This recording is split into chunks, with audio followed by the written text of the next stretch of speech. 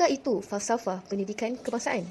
Falsafah pendidikan kebangsaan merupakan pendidikan di Malaysia adalah suatu usaha berterusan ke arah lebih memperkembangkan potensi individu secara menyeluruh dan bersepadu untuk mewujudkan insan yang seimbang dan harmonis dari segi intelek, rohani, emosi dan jasmani berdasarkan kepercayaan dan kepatuhan kepada Tuhan. Usaha ini adalah bagi melahirkan warga negara Malaysia yang berilmu pengetahuan, berketerampilan, berakhlak mulia, bertanggungjawab dan berkeupayaan mencapai kesejahteraan diri serta memberi sumbangan terhadap keharmonian dan kemakmuran keluarga, masyarakat dan negara.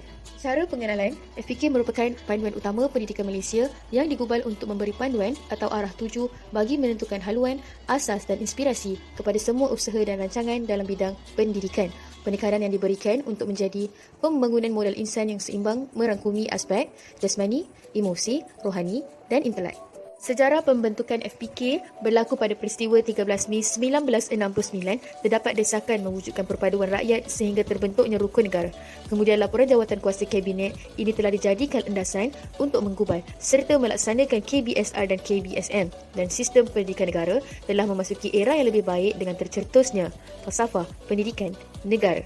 Kemudian berlakunya semakan semula pada tahun 1996 dan nama FPN iaitu Falsafah Pendidikan Negara ditukar kepada Falsafah Pendidikan Kebangsaan iaitu FPK. Antara matlamat FPK yang pertama ialah melahirkan insan yang bersepadu, menyahkan fahaman sekularisme yang menebal dalam sistem pendidikan Malaysia, kemudian menyedarkan para pendidik dan murid tentang kepentingan nilai murni dalam berinteraksi, seterusnya memudahkan komunikasi antara rakyat berbilang kaum serta meluaskan skop ilmu yang diajar supaya murid berfikiran kreatif dan rasional. Seterusnya elemen FPK dan implikasinya. Yang pertama, pembangunan modal insan yang seimbang. Pembangunan modal insan yang seimbang. FPK sangat menekankan pembangunan modal insan yang seimbang dari segi emosi, rohani, intelek dan jasmani. Berteraskan kepercayaan dan kepatuhan kepada Tuhan, iaitu dengan menyelitkan juga nilai-nilai murni tersebut. Keseimbangan antara keempat-empat aspek di atas akan menghasilkan individu yang mampu hidup secara harmonis dengan diri sendiri maupun orang lain. Kedua, perkembangan potensi individu.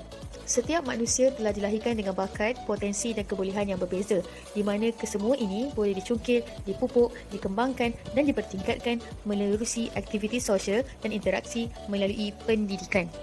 Kemudian, melahirkan rakyat Malaysia yang berilmu pengetahuan. Rakyat Malaysia yang berilmu pengetahuan boleh dibahagikan kepada empat, iaitu yang pertama adalah unsur intelek, unsur rohani, unsur emosi dan juga unsur jasmani. Unsur yang pertama ialah unsur intelek. Rakyat tersebut haruslah mempunyai kemahiran 3M, membaca, menulis dan mengira. Seterusnya, sentiasa berusaha mengembangkan ilmu yang benar dan mempunyai kemahiran untuk berfikir secara kritis serta mencintai ilmu pengetahuan. Kedua, unsur rohani. Rakyat tersebut menyedari dan percaya kepada Tuhan, kemudian bersyukur dengan pemberian Tuhan, berakhlak mulia dan berpegang kepada nilai murni serta mengamalkan segala ajaran agama yang dianuti. Seterusnya, unsur emosi. Rakyat tersebut mempunyai emosi yang matang dan stabil serta memiliki dan memupuk perasaan kasih sayang dan mempunyai sifat kekitaan dan perpaduan dan mampu mengawal emosi dan nafsu.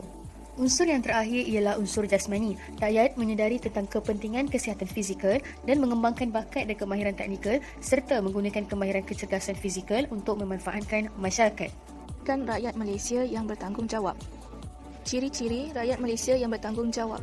Pertama, boleh dipercayai. Kedua, menjalankan tugas dengan amanah, bersih dan cekap. Ketiga, mematuhi peraturan dan undang-undang negara.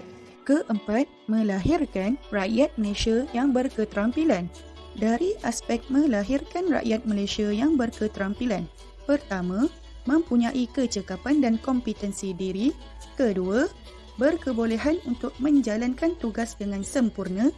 Ketiga, berpandangan jauh dan berinisiatif. Keempat, memupuk pembawaan diri yang baik. Akhir sekali, melahirkan rakyat berkeupayaan mencapai kesejahteraan diri. Rakyat berupaya berfikiran waras dan berjiwa tenang serta mempunyai daya ketahanan yang kuat untuk menghadapi cabaran hidup. Terdapat pelbagai sumbangan terhadap keharmonian dan kemakmuran keluarga, masyarakat serta negara.